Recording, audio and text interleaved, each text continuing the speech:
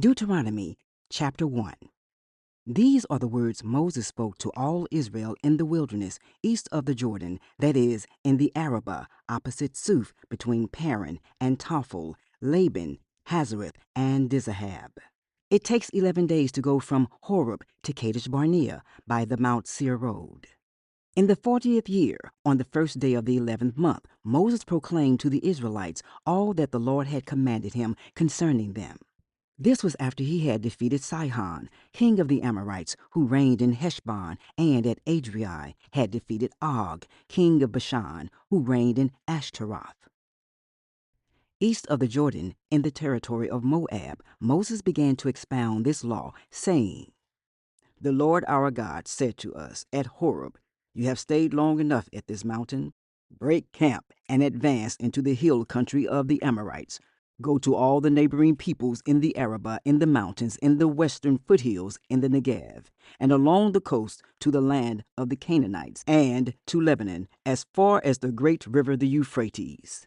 See, I have given you this land. Go in and take possession of the land the Lord swore he would give to your fathers, to Abraham, Isaac, and Jacob, and to their descendants after them.' At that time I said to you, 'You are too heavy a burden for me to carry alone.' The Lord your God has increased your numbers, so that today you are as numerous as the stars in the sky. May the Lord, the God of your ancestors, increase you 1,000 times and bless you as he has promised. But how can I bear your problems and your burdens and your disputes all by myself? Choose some wise, understanding, and respected men from each of your tribes, and I will set them over you.' You answered me, 'What you propose to do is good.' So I took the leading men of your tribes, wise and respected men, and appointed them to have authority over you as commanders, of thousands, of hundreds, of fifties, and of tens, and as tribal officials. And I charged your judges at that time, 'Hear the disputes between your people and judge fairly, whether the case is between two Israelites or between an Israelite and a foreigner residing among you. Do not show partiality in judging. Hear both small and great alike. Do not be afraid of anyone, for judgment belongs to God. Bring me any case too hard for you, and I will hear it.' And at that time I told you everything you were to do. Then, as the Lord our God commanded us, we set out from Horeb and went toward the hill country of the Amorites, through all that vast and dreadful wilderness that you have seen, and so we reached Kadesh Barnea. Then I said to you, 'You have reached the hill country of the Amorites, which the Lord our God is giving us. See, the Lord your God has given you the land. Go up and take possession of it, as the Lord, the God of your ancestors, told you. Do not be afraid. Do not be discouraged.' Then all of you came to me and said, 'Let us send men ahead to spy out the land for us and bring back a report about the route we are to take and the towns we will come to.' The idea seemed good to me, so I selected 12 of you, one man from each tribe.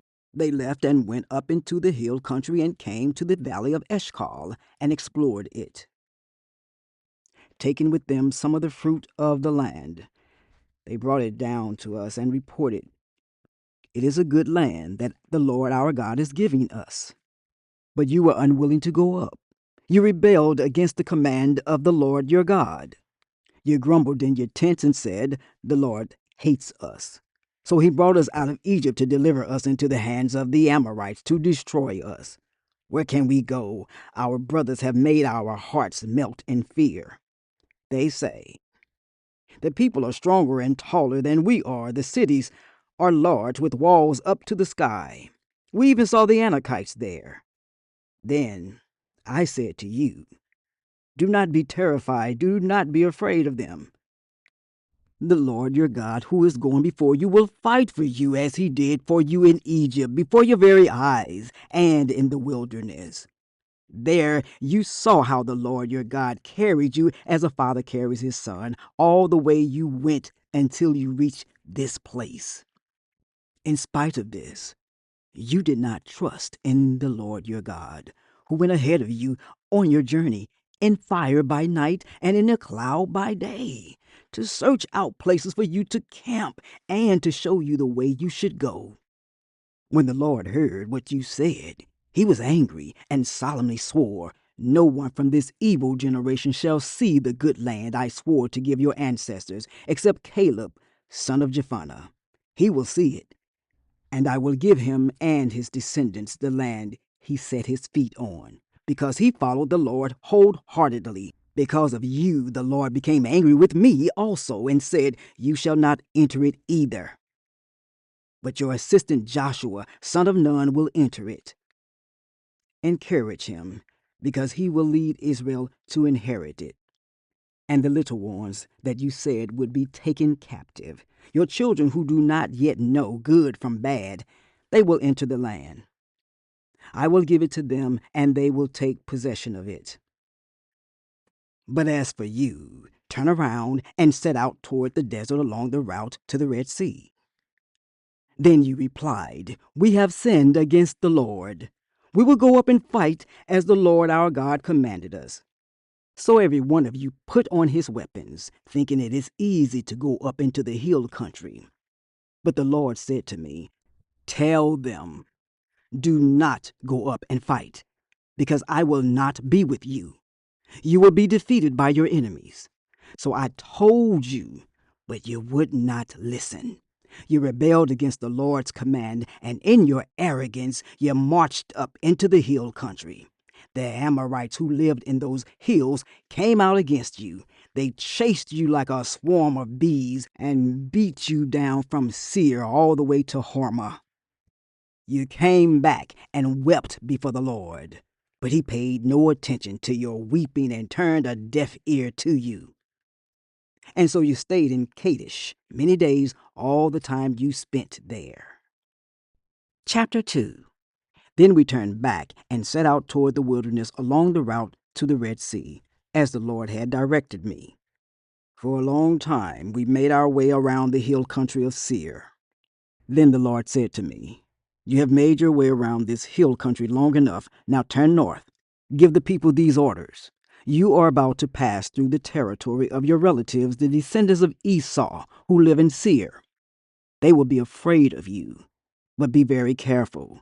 Do not provoke them to war, for I will not give you any of their land, not even enough to put your foot on. I have given Esau the hill country of Seir as his own. You are to pay them in silver for the food you eat and whatever you drink. The Lord your God has blessed you in all the work of your hands. He has watched over your journey through this vast wilderness. These 40 years the Lord your God has been with you, and you have not lacked anything." So we went on past our relatives, the descendants of Esau, who live in Seir. We turned from the Arabah road, which comes up from Eloth and Ezion-Geber, and traveled along the desert road of Moab. Then the Lord said to me, "Do not harass the Moabites or provoke them to war, for I will not give you any part of their land. I have given Ar to the descendants of Lot as a possession. The Emites used to live there, a people strong and numerous and as tall as the Anakites. Like the Anakites, they too were considered Rephaites, but the Moabites called them Emites. Horites used to live in Seir, but the descendants of Esau drove them out. They destroyed the Horites from before them and settled in their place, just as Israel did in the land the Lord gave them as their possession." And the Lord said, "Now get up and cross the Zered Valley." So we crossed the valley. 38 years passed from the time we left Kadesh Barnea until we crossed the Zered Valley. By then, that entire generation of fighting men had perished from the camp, as the Lord had sworn to them. The Lord's hand was against them until he had completely eliminated them from the camp. Now when the last of these fighting men among the people had died, the Lord said to me, "Today you are to pass by the region of Moab at Ar. When you come to the Ammonites, do not harass them or provoke them to war, for I will not give you possession of any land belonging to the Ammonites. I have given it as a possession to the descendants of Lot. That too was considered a land of the Rephaites who used to live there, but the Ammonites called them Zamzunites. They were a people strong and numerous and as tall as the Anakites. The Lord destroyed them before the Ammonites, who drove them out and settled in their place. The Lord had done the same for the descendants of Esau who lived in Seir when he destroyed the Horites from before them. They drove them out and have lived in their place to this day. And as far as the Avites who lived in villages as far as Gaza, the Caphtorites coming out from Caphtor destroyed them and settled in their place. Set out now and cross the Ornon Gorge. See, I have given into your hand Sihon, the Amorite, king of Heshbon, and his country. Begin to take possession of it and engage him in battle. This very day I will begin to put the terror and fear of you on all nations under heaven. They will hear reports of you and will tremble and be in anguish because of you. From the desert of Kedemoth, I sent messengers to Sihon, king of Heshbon, offering peace and saying, "Let us pass through your country. We will stay on the main road. We will not turn aside to the right or to the left. Sell us food to eat and water to drink for their price in silver. Only let us pass through on foot, as the descendants of Esau who lived in Seir and the Moabites who lived in Ar did for us, until we cross the Jordan into the land the Lord our God is giving us." But Sihon, king of Heshbon, refused to let us pass through. For the Lord your God had made his spirit stubborn and his heart obstinate in order to give him into your hands, as he has now done. The Lord said to me, "See, I have begun to deliver Sihon and his country over to you. Now begin to conquer and possess his land." When Sihon and all his army came out to meet us in battle at Jahaz, the Lord our God delivered him over to us, and we struck him down, together with his sons and his whole army. At that time we took all his towns and completely destroyed them, men, women, and children. We left no survivors. But the livestock and the plunder from the towns we had captured we carried off for ourselves. From Aurora, on the rim of the Arnon Gorge, and from the town in the gorge, even as far as Gilead.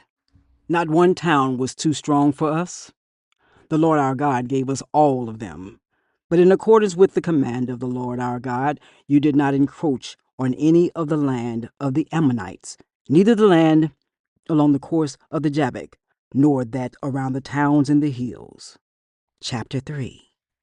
Next, we turned and went up along the road toward Bashon, and our king of Bashon, with his whole army, marched out to meet us in battle at Adrii. The Lord said to me, "Do not be afraid of him, for I have delivered him into your hands, along with his whole army and his land. Do to him what you did to Sihon, king of the Amorites, who reigned in Heshbon." So the Lord our God also gave into our hands Og, king of Bashon, and all his army. We struck them down, leaving no survivors. At that time we took all his cities. There was not one of the 60 cities that we did not take from them. The whole reign of Argob, Og's kingdom in Bashon.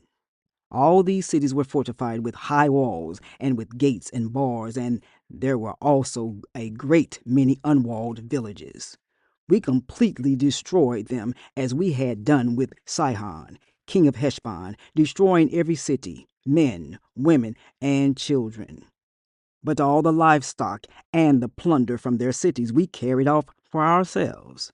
So at that time we took from these two kings of the Amorites the territory east of the Jordan, from the Arnon Gorge as far as Mount Hermon. Hermon is called Sirion by the Sidonians. The Amorites call it Senir. We took all the towns on the plateau, and all Gilead, and all Bashon as far as Selica, and Adrii, towns of Og's kingdom in Bashon. Our kingdom of Bashon was the last of the Rephaites.